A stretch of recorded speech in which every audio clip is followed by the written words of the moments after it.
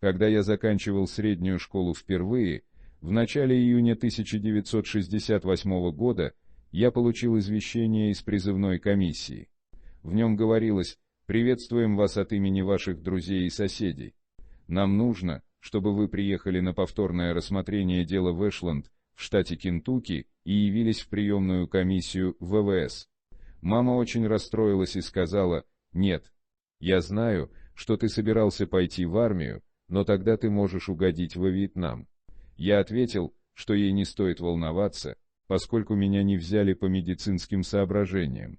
С тех пор ничего не изменилось. Итак, я отправился туда и блестяще прошел все письменные тесты, но медицинская проблема осталась. Там был врач-капитан, который уже беседовал со мной. Он сказал: «Знаешь, ты отправишься домой. Я знаю, что тебе хотелось послужить своей стране, но мы ничего не можем сделать. У тебя медицинские проблемы, и ты не подходишь для военной службы». Еще в разговоре участвовал полковник Скажем, приехавший из Вашингтона. Он обратился к капитану и сказал: «Слушай, парень, иди домой, бери семью и наслаждайся праздником Дня независимости. Я сам завершу дело с Клиффордом». Дело было как раз в пятницу, 4 июля.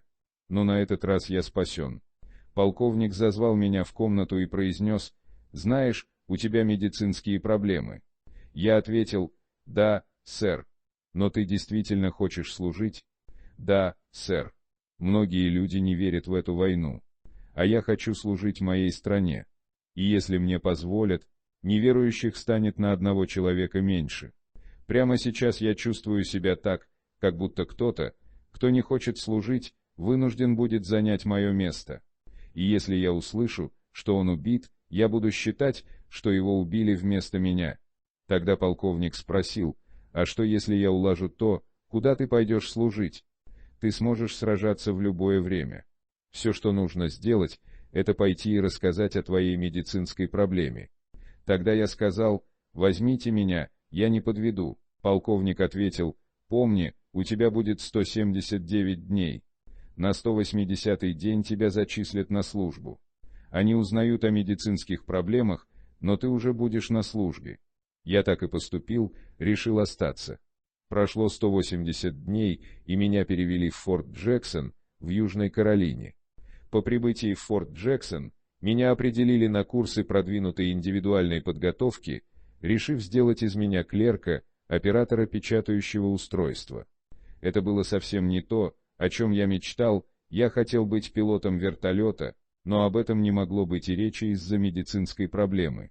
Я пошел на курсы и просидел в классе 1,5 дня. На следующий день, еще до прихода в класс, меня забрали в здание штаб-квартиры, конкретно в отдел, занимающийся разведкой. Войдя туда, я вновь увидел полковника, который приезжал на призывной пункт, по-видимому, из Вашингтона. У него была отвратительная привычка постукивать пальцем по столу, что он и делал на протяжении всей нашей беседы. Моя мама совсем не шутила. Я никогда и никому не говорил о своем интересе к НЛО. И вдруг полковник спрашивает: «Что ты думаешь об НЛО?» «Не знаю, никогда об этом не думал». «Брось, все думают об НЛО.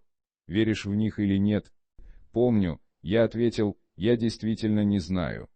Просто никогда о них не думал». Полковник ухмыльнулся и заметил: «А я полагаю, что думал. Лично я в них верю. Я хочу тебе что-то показать». Я посмотрел на кое-какие документы и донесения на его столе и подумал: мне не полагается их видеть. Мне казалось, что у меня не было необходимого допуска. Я знал, что значит совершенно секретно, а также что, смотря на документы, я нарушаю федеральный закон Соединенных Штатов, законы о шпионаже. И, конечно, я не знал, что означают другие слова, ниже совершенно секретно. Сейчас я знаю, что это были документы программ, требующих специального допуска Sensitive Compartmented Information Program. Тогда я этого не знал. Я сказал: «Знаете, не думаю, что мне следует смотреть на это. У меня нет допуска». Полковник ответил: «Сынок, я не показываю тебе ничего, кроме того, что мне приказано тебе показать.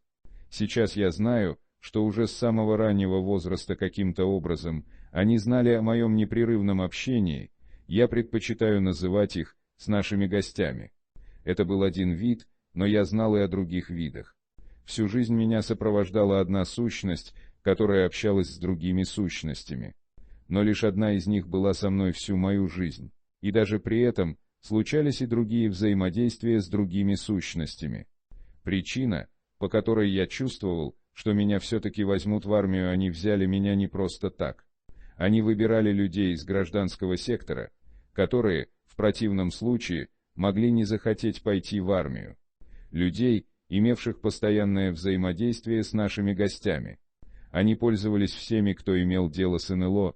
Это называлось взаимодействием.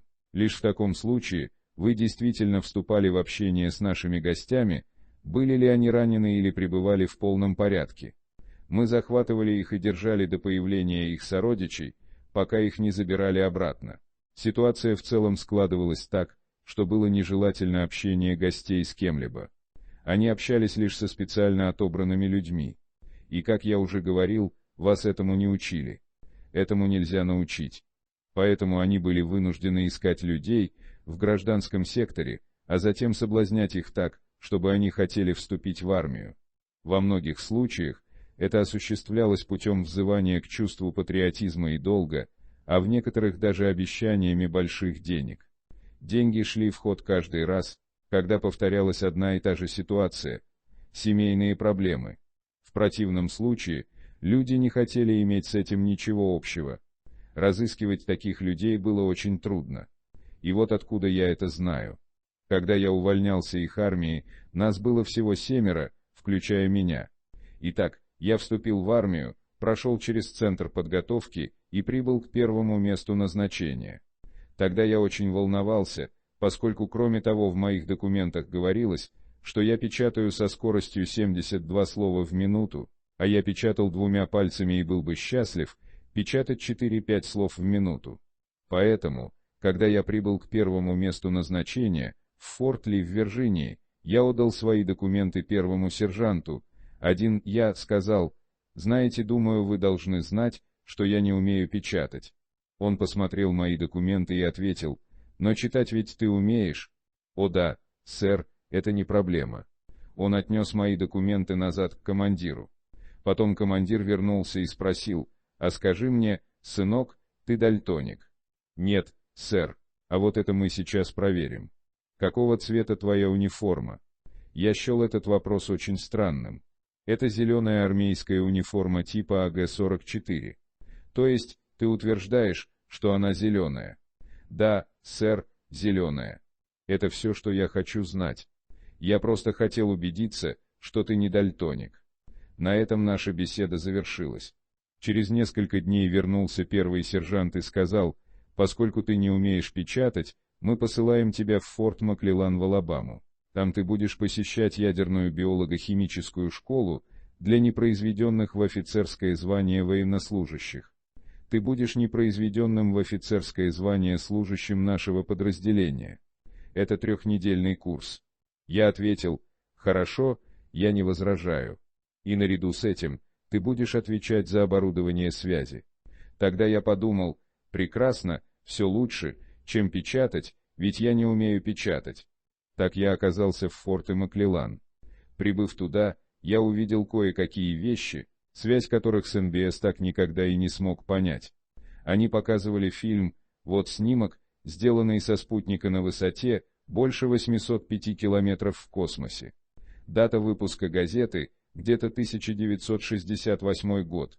Полагаю, февраль 1968 года.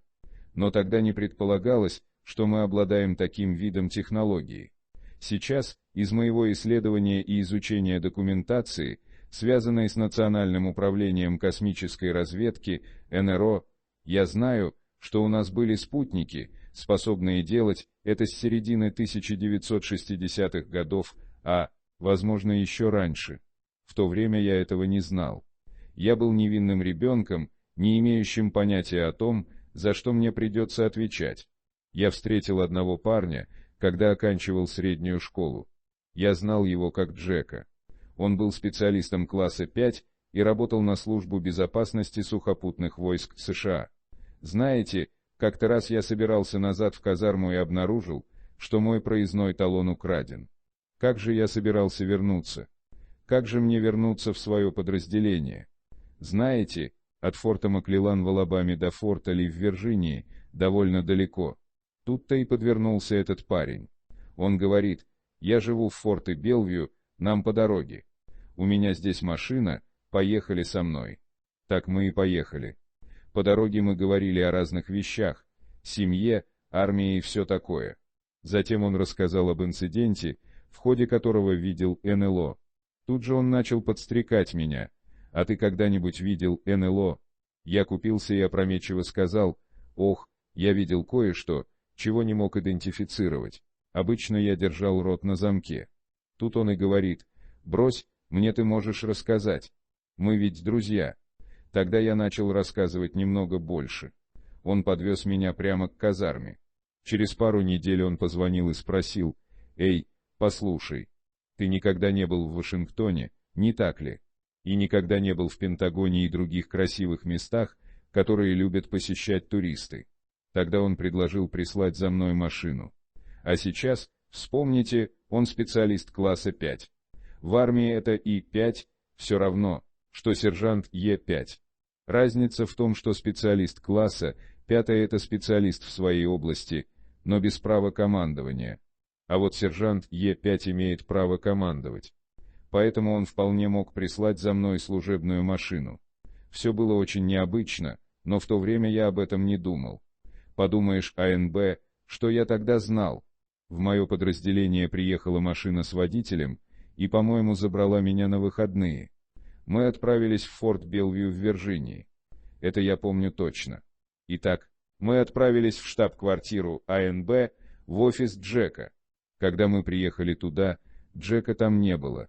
Он должен был прийти. Ему дали срочное задание, которое он должен был выполнить, он появится позже. Тогда какой-то другой парень, по-видимому, друг Джека, сказал: «Эй, нет проблем.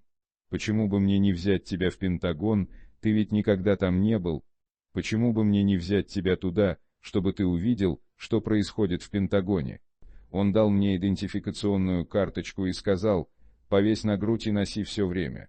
На карточке была фотография и разные цветные коды, означающие, куда я мог пойти, а куда у меня нет доступа.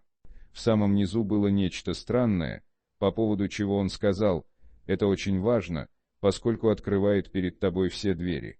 Но ты должен оставаться со мной». И мы отправились в Пентагон. Когда мы вошли в Пентагон, он показал мне несколько офисов, и особенно один, по поводу которого заметил: именно здесь состоялась конференция в 1952 году, 29 июля 1952 года, связанная с НЛО, которые видели над Вашингтоном. Конечно, ты осведомлен о том, что в ночь 18 августа 1952 года были захвачены 68 НЛО. Я ответил: «О, да, я хорошо об этом знаю».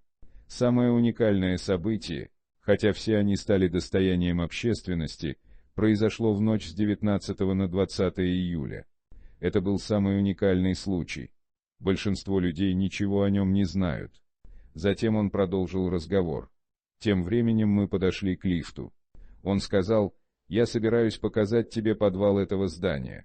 Люди никогда его не видели, и, конечно, нам пришлось его укрепить. Это значит, что вы готовите здание к ядерной атаке, так, чтобы гарантировать, что люди выживут в случае ядерного нападения». Мы спустились вниз на не знаю сколько этажей. Там я увидел небольшой серебряный автомобиль. Он был похож на пулю. Вы бы не могли сказать, где у него перед, а где зад, кроме как по сиденьям, сиденья смотрели в одном направлении. Мы вошли в него, и парень сказал: «Это называется монорельс. Он ходит не по рельсам». Он указал на небольшую трубу. Автомобиль двигался посредством электричества. Парень пошел вперед, и мы вошли в машину. Я не знаю, сколько времени мы ехали. Парень все время пытался рассказать, что Пентагон — это могущественное огромное место, и просил не волноваться, что мы едем в этом небольшом конусе без водителя. Я был уверен, что он каким-то образом контролировал машину, но подробностей не помню. Помню только, что был возбужден и потрясен, так как впервые видел нечто подобное. Мы прибыли на место, вышли, прошли через двери и оказались в длинном коридоре. Никаких дверей, просто длинный коридор. И это под Пентагоном.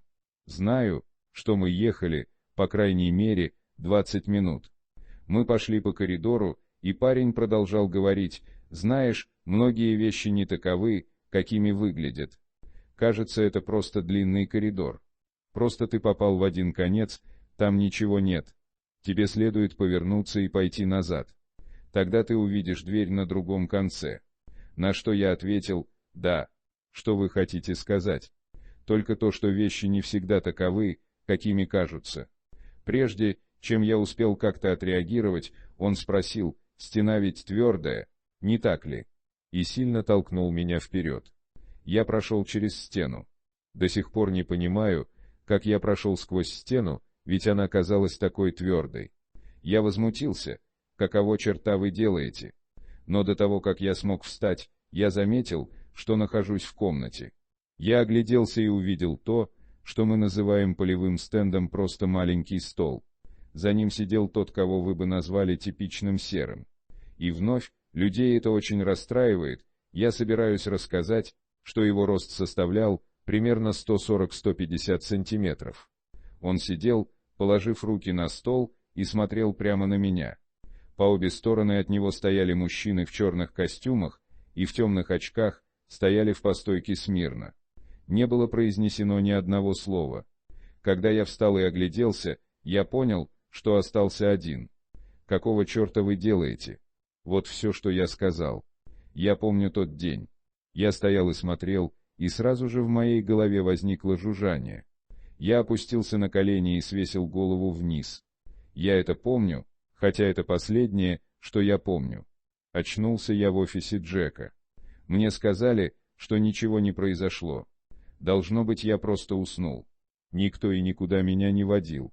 Мы оставались в офисе, и я ощущал сильную усталость. Должно быть, я просто задремал.